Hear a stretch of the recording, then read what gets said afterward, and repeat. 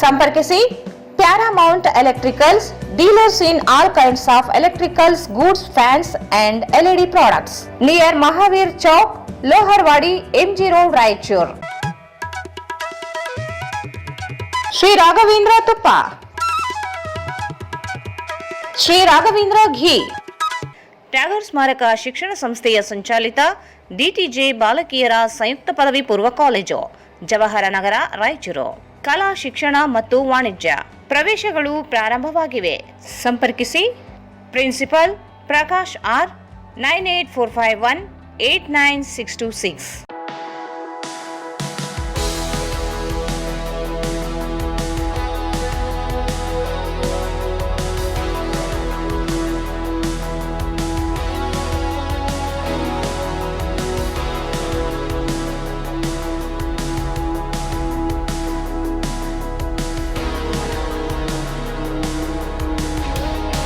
Raichur's biggest jewel palace. All types of jewelries available in only KTB Jewel Palace. Visit KTB Jewel Palace, Udayanagar, Station Road, Raichur.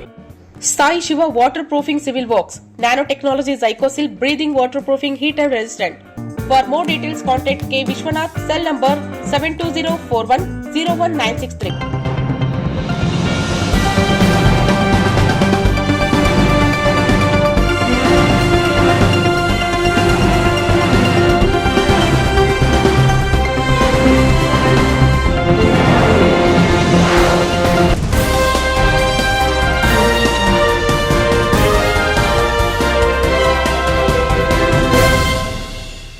ನಮಸ್ಕಾರ. ವಾರ್ತೆಗಳ ಸ್ವಾಗತ. ಮೊದಲೇ ಮುಖ್ಯಾಂಶಗಳು. ಪಂಚರಾಜ್ಯ ಚುನಾವಣೆ, 3 ರಾಜ್ಯಗಳಲ್ಲಿ BJP ಗೆಲುವು, ಬಿಜೆಪಿಯಿಂದ ವಿಜಯೋತ್ಸವ ಆಚರಣೆ.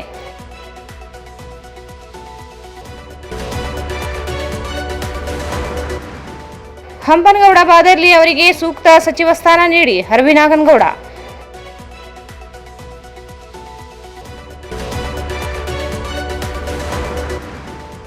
ಉಪಚುನಾವಣೆಗಳಲ್ಲಿ 2 ಕ್ಷೇತ್ರಗಳಲ್ಲಿ ಕಾಂಗ್ರೆಸ್ ಗೆಲುವು, ಕಾರ್ಯಕರ್ತರಿಂದ ಸಂಭ್ರಮಾಚರಣೆ.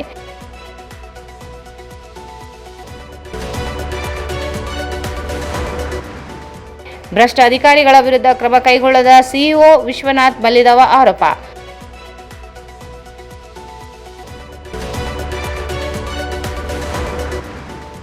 ಕನ್ನಡ ಸಾಹಿತ್ಯ ಪರಿಷತ್ತನ್ನು ಬೆಳೆಸಿ ಉಳಿಸಿ ಪೋಷಿಸುವ ಜವಾಬ್ದಾರಿ ನಮ್ಮೆಲ್ಲರದು, ರವಿ ರಾಜೇಶ್ವರ್.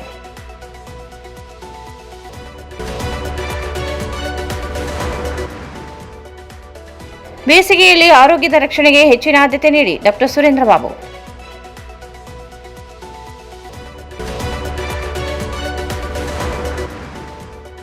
ಮತ್ತು ಸಿಎಚ್ ಕಲಬೆರಕೆ ಹೆಂಡ ಮಾರಾಟ, ಇಬ್ಬರ ಆರೋಪಿಗಳ ಗಡೀಪಾರಿಗೆ ಆದೇಶ.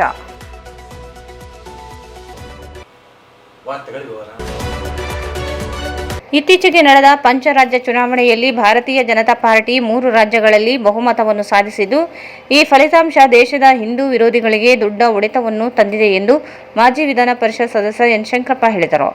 ಅವರು ಇಂದು ನಗರದ ಡಾಕ್ಟರ್ BR ಅಂಬೇಡ್ಕರ್ ವೃತ್ತದಲ್ಲಿ ಸೋಮವಾರ ಸಂಜೆ ಜಿಲ್ಲಾ ಬಿಜೆಪಿ ಪಕ್ಷದಿಂದ ಹಮ್ಮಿಕೊಂಡಿದ್ದ ವಿಜಯೋತ್ಸವ ಕಾರ್ಯಕ್ರಮವನ್ನು ಉದ್ದೇಶಿಸಿ ಮಾತನಾಡಿದರು. ಪಂಚರಾಜ್ಯಗಳ ಚುನಾವಣೆಯಲ್ಲಿ ಬಿಜೆಪಿ 3 ರಾಜ್ಯಗಳಲ್ಲಿ ಗೆಲುವು ಸಾಧಿಸಿದ್ದು, ಅದರಲ್ಲೂ ಪಶ್ಚಿಮ ಬಂಗಾಳದಲ್ಲಿ ಬಿಜೆಪಿ ಅಧಿಕಾರಕ್ಕೆ ಬಂದಿರುವುದು ದೇಶದಲ್ಲಿ ಹೊಸ ರಾಜಕೀಯ ಹಾಗೂ ಊಹಿಸಲಾಗದ ಅಲೆ ಪ್ರಾರಂಭವಾಗಿದೆ. ಇದಕ್ಕೆ ಪಕ್ಷದ ವರಿಷ್ಠರ ಶ್ರಮ ಬಹಳ ಇದ್ದು, ಜೊತೆಗೆ ಕಾರ್ಯಕರ್ತರು ಕೂಡ ಸಾಕಷ್ಟು ಶ್ರಮಿಸಿದ್ದಾರೆ ಎಂದರು. ಮುಂದಿನ ದಿನಗಳಲ್ಲಿ ಇಡೀ ದೇಶದಲ್ಲಿ ಭಾರತೀಯ ಜನತಾ ಪಾರ್ಟಿ ಹೆಚ್ಚಿನ ಅಭಿವೃದ್ಧಿ ಕಾರ್ಯಗಳನ್ನು ಮಾಡುತ್ತಾ ಅಧಿಕಾರದಲ್ಲಿ ಮುಂದುವರಿಯಲಿದೆ ಎಂದು ತಿಳಿಸಿದರು.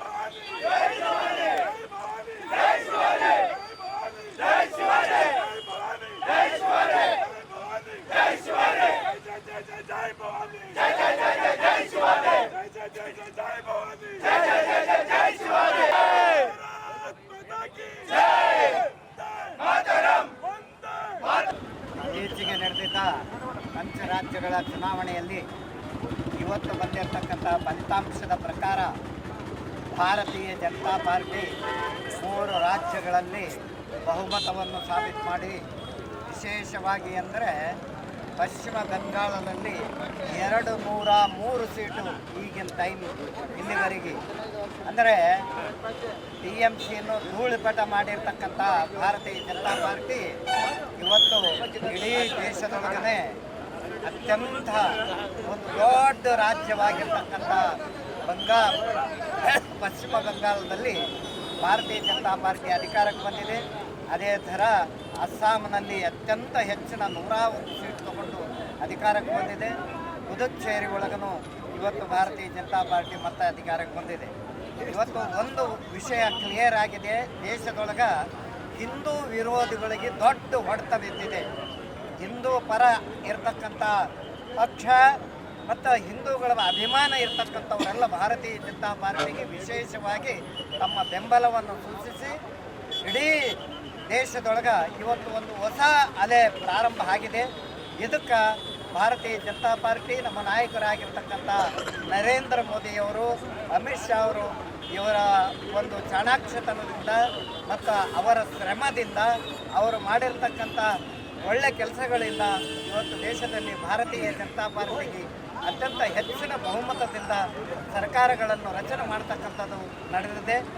ಈ ಒಂದು ಸಂದರ್ಭದೊಳಗೆ ರಾಯಚೂರು ನಗರದಲ್ಲಿ ವಿಜಯೋತ್ಸವವನ್ನು ಆಚರಣೆ ಮಾಡಿ ಆ ಪಶ್ಚಿಮ ಬಂಗಾಳದ ಜನರಿಗೆಲ್ಲ, ಸಾರ್ವಜನಿಕರಿಗೆ ಎಲ್ಲರಿಗೆ ನಾವು ರಾಯಚೂರು ವತಿಯಿಂದ ಧನ್ಯವಾದಗಳನ್ನು ತಿಳಿಸ್ತಾ ಇದ್ದೀವಿ. ಅದೇ ಥರ ಅಸ್ಸಾಮಿನ ಜನಕ್ಕೆ ಅಸ್ಸಾಂನಲ್ಲಿ ಭಾಳಷ್ಟು ಕುತಂತ್ರ ನಡೀತು ಭಾರತೀಯ ಜನತಾ ಪಾರ್ಟಿಯನ್ನು ಸೋಲಿಸಬೇಕಂತೇಳಿ.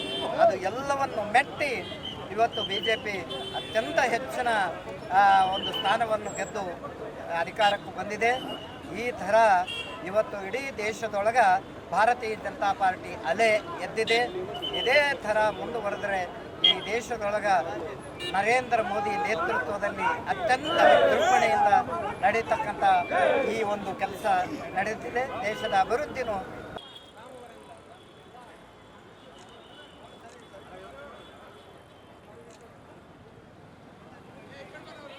ಅವರಿಗೆ ಒಂದು ಬೈಕ್ ತಗೊಂಗೆ ಲೇಟ್ ಮಾಡೋದು ಯಾರು ಮಾತಾಡೋ ಬೈಕ್ ತಗೋ ಬರೀ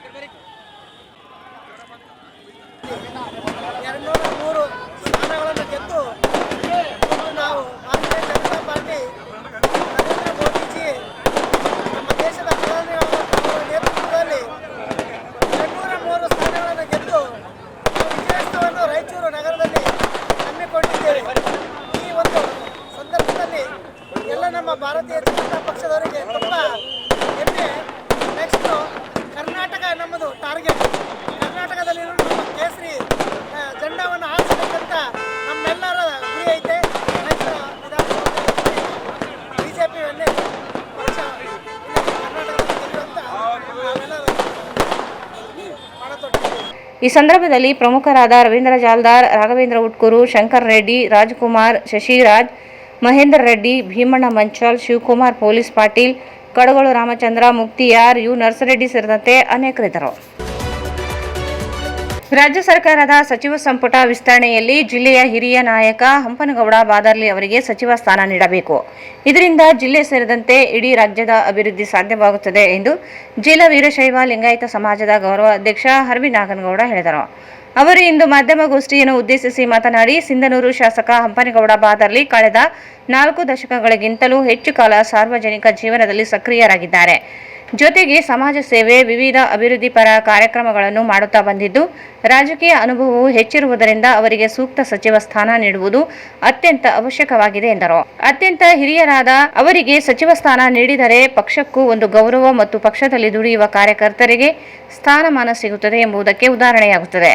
ಜೊತೆಗೆ ಅವರು ಸಚಿವ ಸ್ಥಾನ ನೀಡಿದರೆ ಇಡೀ ವೀರಶೈವ ಲಿಂಗಾಯತ ಸಮಾಜ ಅತ್ಯಂತ ಹರ್ಷವನ್ನು ವ್ಯಕ್ತಪಡಿಸುತ್ತದೆ ಎಂದು ಹೇಳಿದರು. ಸಿಂಧನೂರು ಶಾಸಕರಾದ ಶ್ರೀ ಹಂಪನಗೌಡ ಬಾದರ್ಲಿ ಅವರಿಗೆ ಸೂಕ್ತ ಸಚಿವ ಸ್ಥಾನವನ್ನು ನೀಡಬೇಕೆಂದು ಜಿಲ್ಲಾ ವೀರಶೈವ ಲಿಂಗಾಯತ ಸಮಾಜ ರಾಯಚೂರು ವತಿಯಿಂದ ರಾಜ್ಯ ಸರ್ಕಾರ ಹಾಗೂ ಕಾಂಗ್ರೆಸ್ ಹೈಕಮಾಂಡ್ಗೆ ಈ ಪತ್ರಿಕಾಗೋಷ್ಠಿಯ ಮೂಲಕ ಅತ್ಯಂತ ಗೌರವಪೂರ್ವಕವಾಗಿ ಒತ್ತಾಯಿಸುತ್ತಿದ್ದೇವೆ.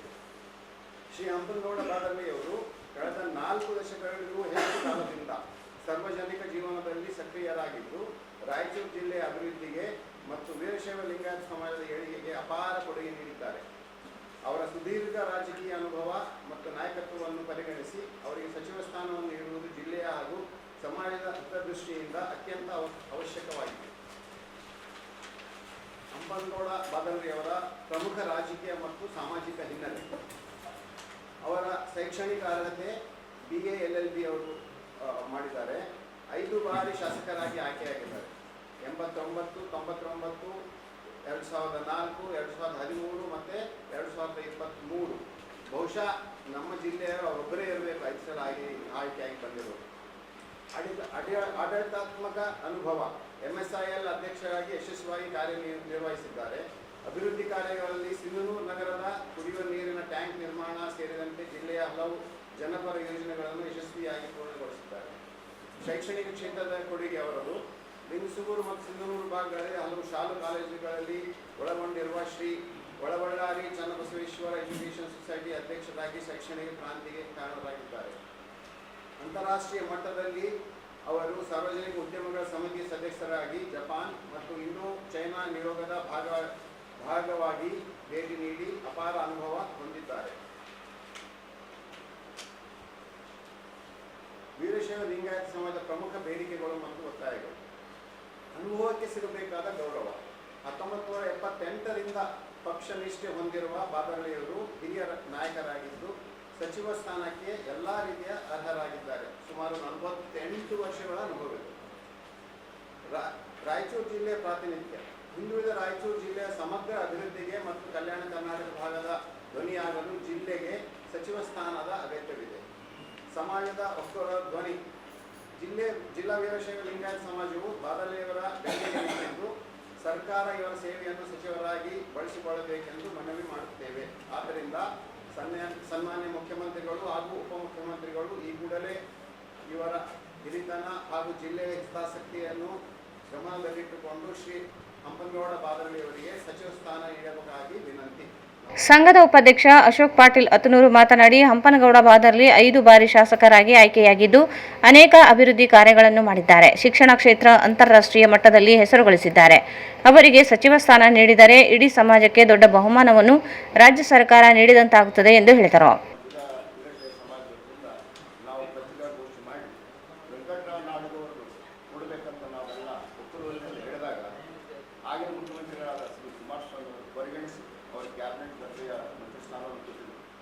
ಆದರೆ ಅದರ ಅವಧಿ ಭಾಳ ಇದ್ದಿಲ್ಲ, 1.5 ವರ್ಷದಲ್ಲಿ 2 ವರ್ಷ ಆ ಸಂಪುಟ ಇದಾಯಿತು, ಬೇರೆ ಮತ್ತೆ ಮುಖ್ಯಮಂತ್ರಿಗಳಾದರು. ಇವತ್ತು ಬಾದರ್ಲಿಯವರು ನಾನು ಭಾಳ ಅವರ ವೈಯಕ್ತಿಕವಾಗಿ ಕೂಡ ಅವ್ರನ್ನ ಚೆನ್ನಾಗಿ ಬಲ್ಲೆ. 5 ಸಾರಿ ಆರಿಸಿ ಬಂದರೆ 3 ಸಾರಿ ಪ್ರತಿಪಕ್ಷದಿಂದ ಆರಿಸಿ ಬಂದರು. 2 ಸಾರಿ ಮಾತ್ರ ರೂಲಿಂಗ್ನಲ್ಲಿ ಬಂದಿದ್ದಾರೆ.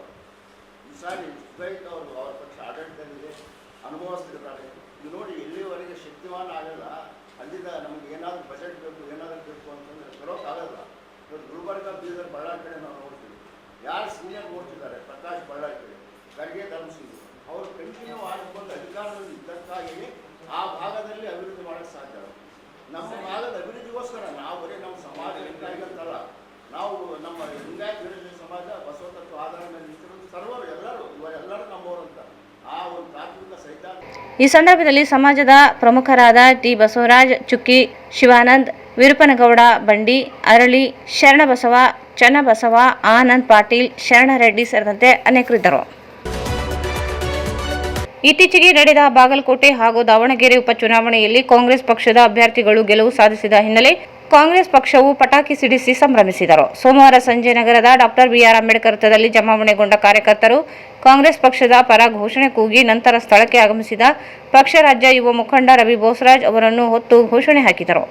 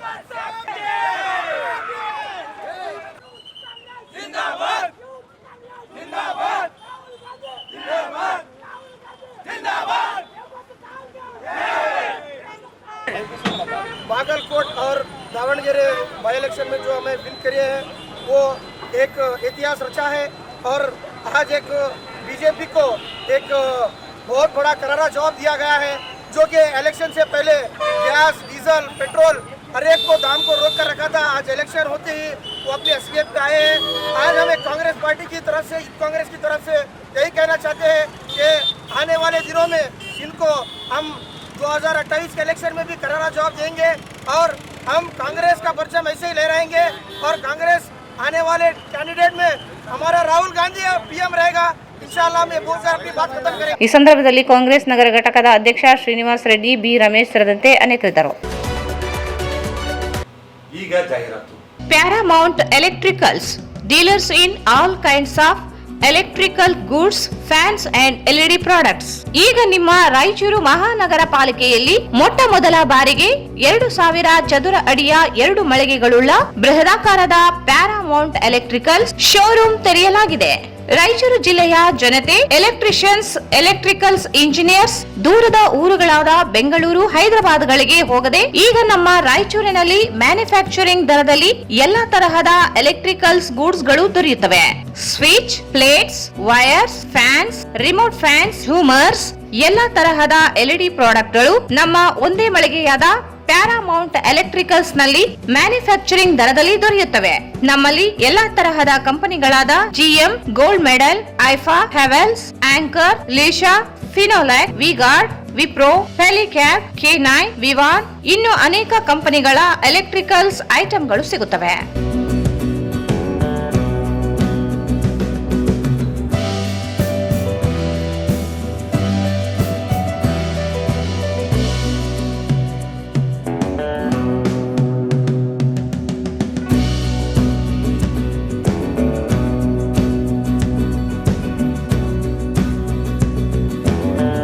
ಸಂಪರ್ಕಿಸಿ Paramount electricals dealers in all kinds of electricals goods, fans and LED products near Mahavir Chowk, Loharwadi, MG road, Raichur.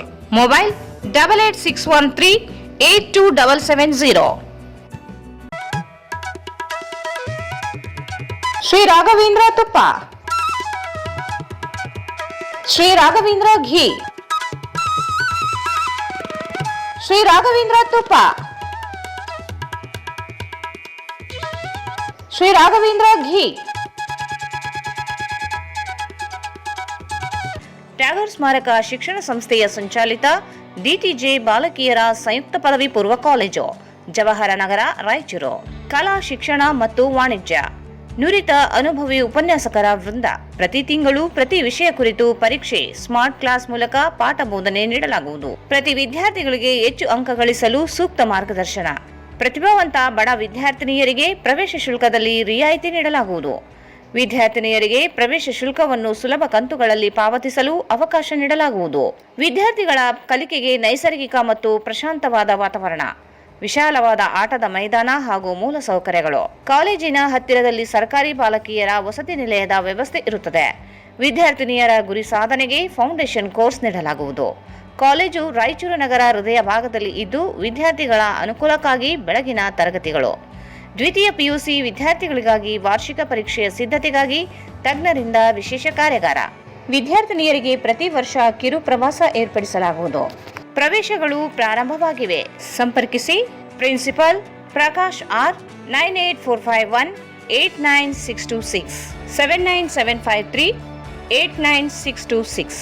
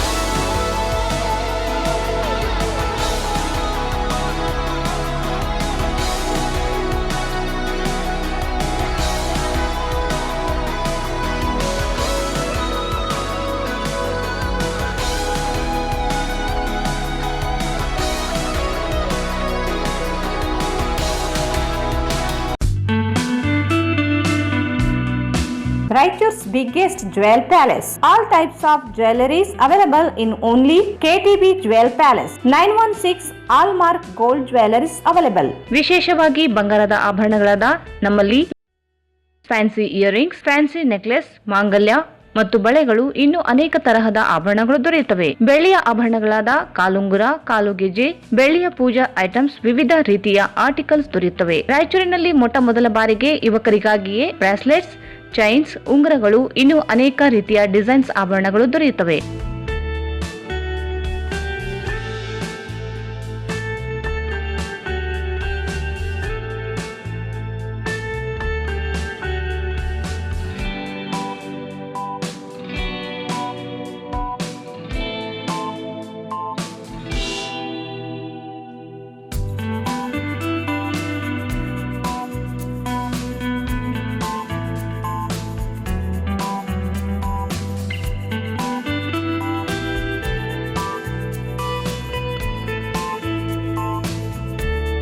Visit KTB Jewel Palace, Udayanagar, Station Road, Raichur. Mobile 8123535300. Sai Shiva Waterproofing Civil Works, Nanotechnology Zycosil Breathing Waterproofing Heat and Resistant. Works, Swimming Pool, Waterproofing and Work, Cooling Tower, Injection Growing Work, Water Tank, Chemical Coating Work, Bathroom and Toilets, Top Terrace, Underground Basement, Suspense Joint, Brick Coba and Chip Coba.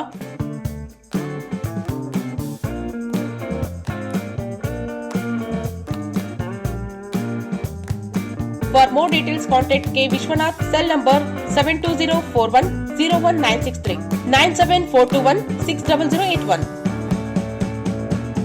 ಮತ್ತೊಮ್ಮೆ ವಾರ್ತೆಗಳಿಗೆ ಸ್ವಾಗತ. ಜಿಲ್ಲಾ ಪಂಚಾಯತ್ನಲ್ಲಿ ಯೋಜನಾ ನಿರ್ದೇಶಕ ಶರಣಬಸವ, ಅರಕೆರೆ ಕಾರ್ಯನಿರ್ವಾಹಕ ಅಧಿಕಾರಿ ಅಣ್ಣಾರಾವ್ ಹಾಗೂ ಹೊಂಬಡ್ಸನ್ ಎಂಬ ಅಧಿಕಾರಿಗಳಿಂದ ಸಾಕಷ್ಟು ಭ್ರಷ್ಟಾಚಾರ ನಡೆಯುತ್ತಿದ್ದು ಅಧಿಕಾರ ದುರುಪಯೋಗ ಪಡಿಸಿಕೊಂಡಿರುವ ಆರೋಪಗಳಿವೆ. ಕೂಡಲೇ ಜಿಲ್ಲಾ ಪಂಚಾಯತ್ ಮುಖ್ಯ ಕಾರ್ಯನಿರ್ವಾಹಕ ಅಧಿಕಾರಿಗಳು ಈ ಬಗ್ಗೆ ಸೂಕ್ತ ಕ್ರಮ ಕೈಗೊಳ್ಳಬೇಕು ಎಂದು ಭೀಮ್ ಆರ್ಮಿ ಸಂಘಟನೆಯ ದೇವದುರ್ಗ ತಾಲೂಕು ಅಧ್ಯಕ್ಷ ವಿಶ್ವನಾಥ್ ಬಲ್ಲಿದವ ಹೇಳಿದರು.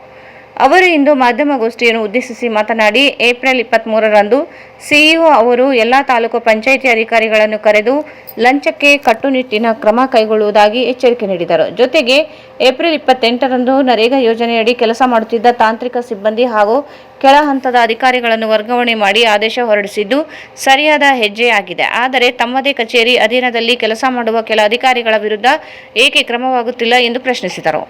ಭ್ರಷ್ಟಾಚಾರ ಮತ್ತು ಕರ್ತವ್ಯ ಲೋಪ ಆರೋಪ ಎದುರಿಸುತ್ತಿರುವ ಪಿಡಿ ಶರಣಬಸವ, ಹೊಂಬಡ್ಸನ್ ಹಾಗೂ ಅರಕೆರೆ ಇಒ ಅಣ್ಣಾರಾವ್ ವಿರುದ್ಧ ಕ್ರಮ ಕೈಗೊಳ್ಳಲು ಹಿಂದೇಟು ಹಾಕಲಾಗುತ್ತಿದೆ.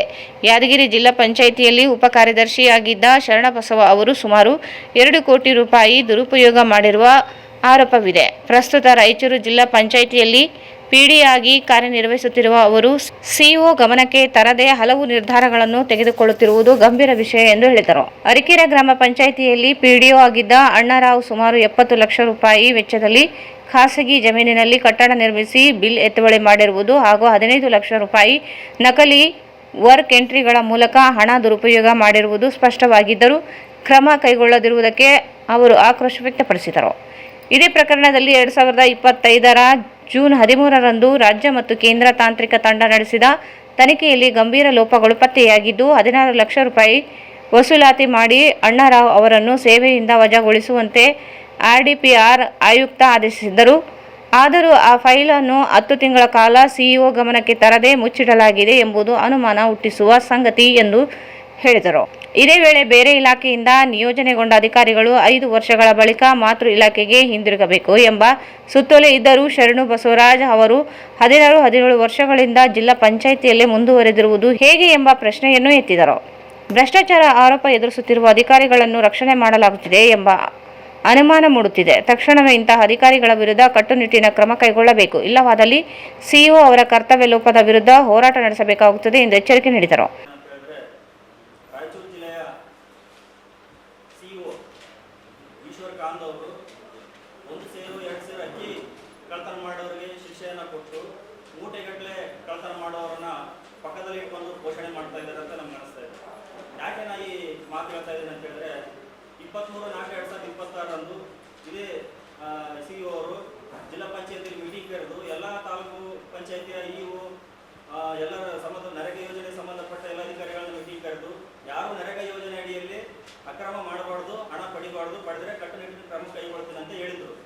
ಇದಾದ ನಂತರ 28/4/2026ರಂದು ಮತ್ತೆ ಅವರು ಕೆಲವೊಂದು ಸಿಬ್ಬಂದಿಗಳ ತಾಂತ್ರಿಕ ಸಿಬ್ಬಂದಿಗಳಾಗಿರ್ಬೋದು, ನರೇಗಾ ಯೋಜನೆ ಅಡಿ ಯಾರ್ಯಾರು ಕೆಲಸ ಮಾಡ್ತಾರೆ ಅವ್ರನ್ನ ಪರಸ್ಪರ ವರ್ಗಾವಣೆ ಮಾಡ್ತಾರೆ. ನಾವು ಈ ಕ್ರಮಗಳನ್ನ ನಾವು ಶ್ಲಾಘನೆ ಮಾಡ್ತೀವಿ, ಗೌರವಿಸ್ತೀವಿ.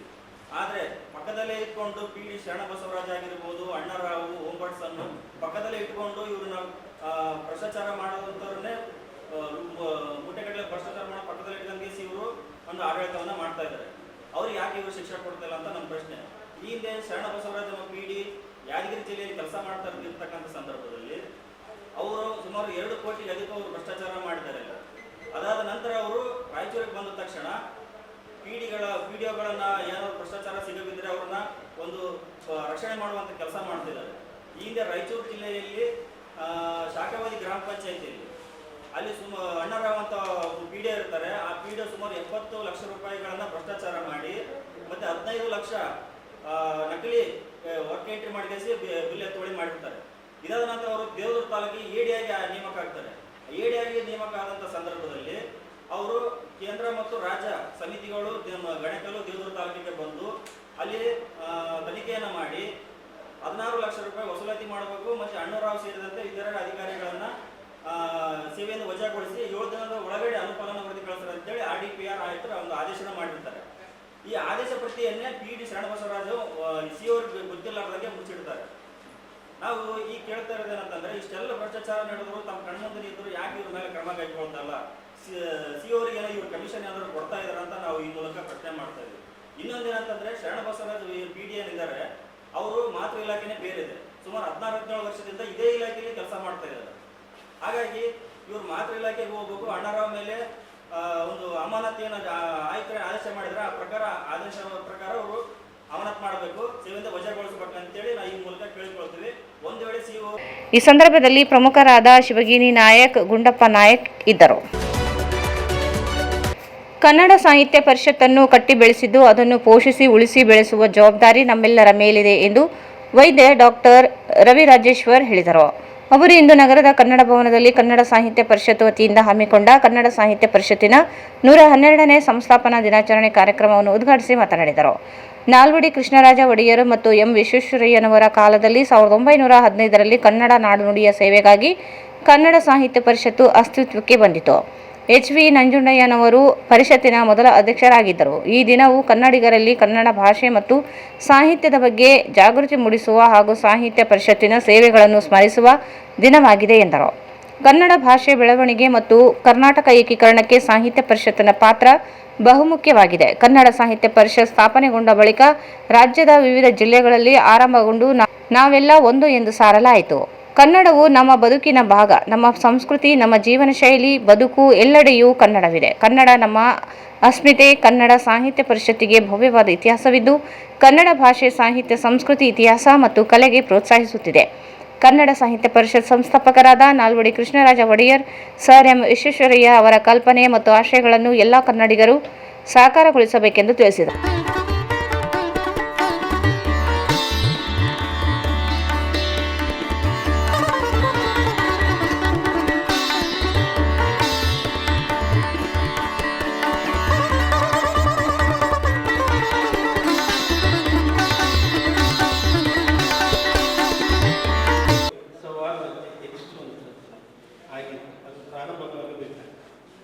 ತಮಗೆ ಗೊತ್ತಿರುವ ಹಾಗೆ ಕೇವಲ 4 ಮಂದಿ ಆಜೀವ ಸದಸ್ಯರು, 42 ಮಂದಿ ಸದಸ್ಯರೊಂದಿಗೆ ಕರ್ನಾಟಕ ಸಾಹಿತ್ಯ ಪರಿಷತ್ತು ಪ್ರಾರಂಭಿಸಲ್ಪಡ್ತದೆ.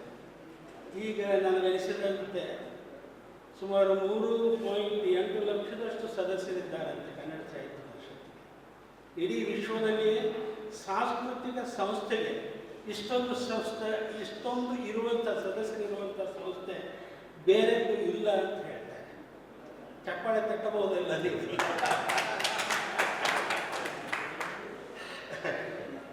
ಈ ಕರ್ನಾಟಕ ಸಾಹಿತ್ಯ ಪರಿಷತ್ತಿನ ಉದ್ದೇಶಗಳಲ್ಲಿ ಆಗ ಅವರೇನು ಪ್ರಾರಂಭಿಸಿದ್ರಲ್ಲ, ಆ ಉದ್ದೇಶಗಳಲ್ಲಿ ಗ್ರಾಂಥಿಕ ಭಾಷೆಯನ್ನು ಒಂದೇ ರೂಪಕ್ಕೆ ತಂದರು.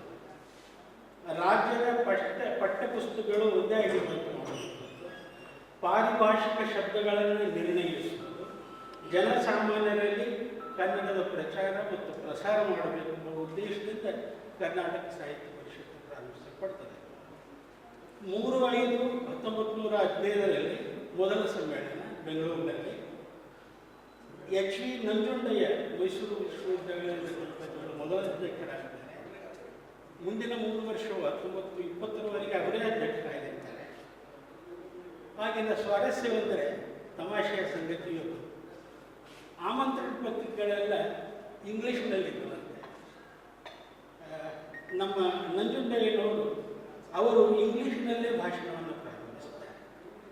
ಆಗ ನಮ್ಮ ವಿಶ್ವೇಶ್ವರಯ್ಯನವರ ನೋಟ್ಸ್ ಸಹಿತ ಇಂಗ್ಲೀಷ್ನಲ್ಲಿ. ಅಲ್ಲಿ ಕುಳಿತ ಬೆಳ್ಳಾವಿ ವೆಂಕಟ ರಮಣಪ್ಪನವರು DVG ಅವರಿಗೆ ಹೇಳ್ತಾರಂತೆ, ವಾಟ್ ನಾನ್ಸೆನ್ಸ್ ಅಂತ. ಅದನ್ನು ಕೇಳಿದ ಎಚ್.ವಿ. ನಂಜುಂಡಯ್ಯನವರು ನಸುನಗುತ್ತಾರೆ. ಅದಾದ ನಂತರ ಅವರು ಕೆಳಗಿಳಿದ ನಂತರ ಅವರು ಕೇಳ್ತಾರಂತೆ DVG ಅವರಿಗೆ, ನಾನ್ಸೆನ್ಸ್ ಕನ್ನಡ ಪುಸ್ತಕ.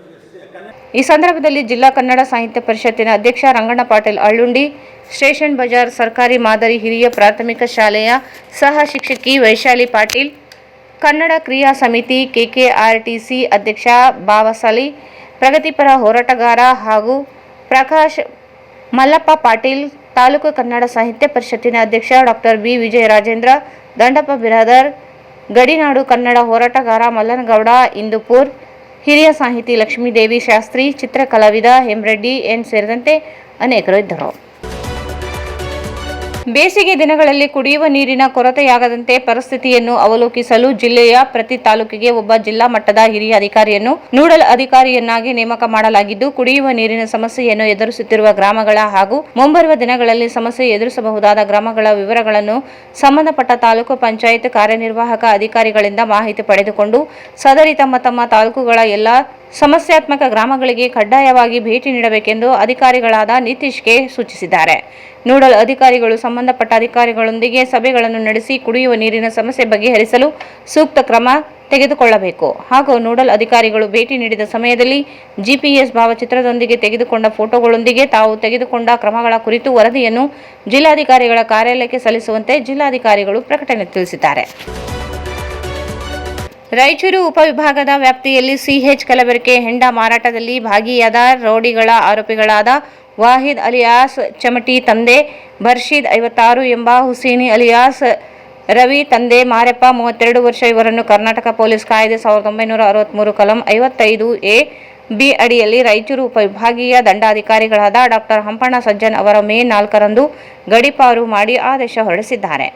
ವಾಹಿದ್ ಚಮಟಿ ತಂದೆ ಬರ್ಷೀದ್ 56 ಆರೋಪಿಯನ್ನು ಬೀದರ್ ಜಿಲ್ಲೆಯ ಔರಾದ ಬಿ ತಾಲೂಕಿನ ಸಂತಾಪುರ ಪೊಲೀಸ್ ಠಾಣೆ ವ್ಯಾಪ್ತಿಗೆ ಹಾಗೂ ಹುಸೇನಿ ರವಿ ತಂದೆ ಮಾರೆಪ್ಪ 32 ವರ್ಷ ಬೀದರ್ ಜಿಲ್ಲೆಯ ಔರಾದ ತಾಲೂಕಿನ ಚಿಂತಕಿ ಪೊಲೀಸ್ ಠಾಣೆ ವ್ಯಾಪ್ತಿಗೆ ದಿನಾಂಕ 5/5/2026ರಿಂದ 5/8/2026ರವರೆಗೆ 3 ತಿಂಗಳು ಬೀದರ್ ಜಿಲ್ಲೆಗೆ ಗಡೀಪಾರು ಮಾಡಲಾಗಿದ್ದು, ಆರೋಪಿಗಳು ಆಯಾ ಪೊಲೀಸ್ ಠಾಣಾ ಅಧಿಕಾರಿಯವರ ಮುಂದೆ ಪ್ರತಿ ವಾರಕ್ಕೊಮ್ಮೆ ತಪ್ಪದೆ ಹಾಜರಾಗಬೇಕೆಂದು ರಾಯಚೂರು ಉಪವಿಭಾಗೀಯ ದಂಡಾಧಿಕಾರಿಗಳಾದ ಡಾಕ್ಟರ್ ಹಂಪಣ್ಣ ಸಜ್ಜನ್ ಆದೇಶ ಹೊರಡಿಸಿದ್ದಾರೆ. ಕೊನೆಯಲ್ಲಿ ಮತ್ತೊಂದು ಮುಖ್ಯಾಂಶಗಳು. ಪಂಚರಾಜ್ಯ ಚುನಾವಣೆ 3 ರಾಜ್ಯಗಳಲ್ಲಿ ಬಿಜೆಪಿ ಗೆಲುವು, ಬಿಜೆಪಿಯಿಂದ ವಿಜಯೋತ್ಸವ ಆಚರಣೆ.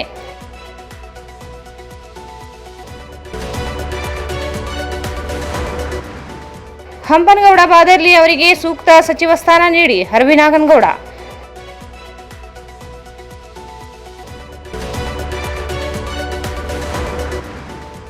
ಉಪಚುನಾವಣೆಗಳಲ್ಲಿ 2 ಕ್ಷೇತ್ರಗಳಲ್ಲಿ ಕಾಂಗ್ರೆಸ್ ಗೆಲುವು, ಕಾರ್ಯಕರ್ತರಿಂದ ಸಂಭ್ರಮಾಚರಣೆ.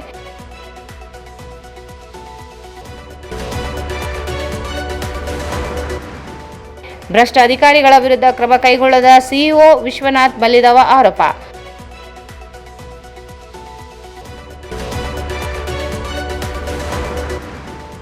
ಕನ್ನಡ ಸಾಹಿತ್ಯ ಪರಿಷತ್ತನ್ನು ಬೆಳೆಸಿ ಉಳಿಸಿ ಪೋಷಿಸುವ ಜವಾಬ್ದಾರಿ ನಮ್ಮೆಲ್ಲರದು. ರವಿ ರಾಜೇಶ್ವರ್.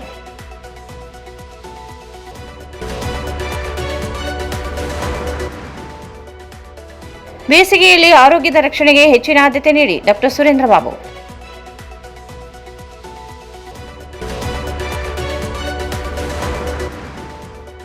ಮತ್ತು ಸಿಎಚ್ ಕಲಬೆರಕೆ ಹೆಂಡ ಮಾರಾಟ, 2 ಆರೋಪಿಗಳ ಗಡೀಪಾರಿಗೆ ಆದೇಶ. ಸಂಪರ್ಕಿಸಿ Paramount electricals, dealers in all kinds of electricals goods, fans and LED products, near Mahavir Chowk, Loharwadi, MG road, Raichur. Shri Raghavendra ತುಪ್ಪ, ಶ್ರೀ ರಾಘವೇಂದ್ರ ಘೀ. ಟ್ಯಾಗರ್ ಸ್ಮಾರಕ ಶಿಕ್ಷಣ ಸಂಸ್ಥೆಯ ಸಂಚಾಲಿತ DTJ ಬಾಲಕಿಯರ ಸಂಯುಕ್ತ ಪದವಿ ಪೂರ್ವ ಕಾಲೇಜು, ಜವಾಹರ ನಗರ, ರಾಯಚೂರು. ಕಲಾ ಶಿಕ್ಷಣ ಮತ್ತು ವಾಣಿಜ್ಯ ಪ್ರವೇಶಗಳು ಪ್ರಾರಂಭವಾಗಿವೆ. ಸಂಪರ್ಕಿಸಿ principal Prakash R 9845189626.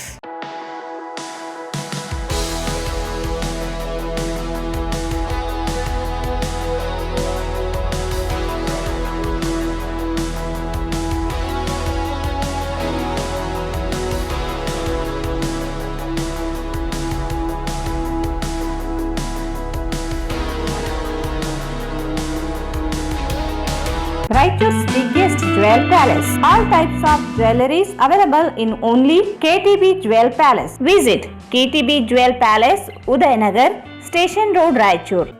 Sai Shiva Waterproofing Civil Works, Nanotechnology Zycosil Breathing Waterproofing Heat and Resistant.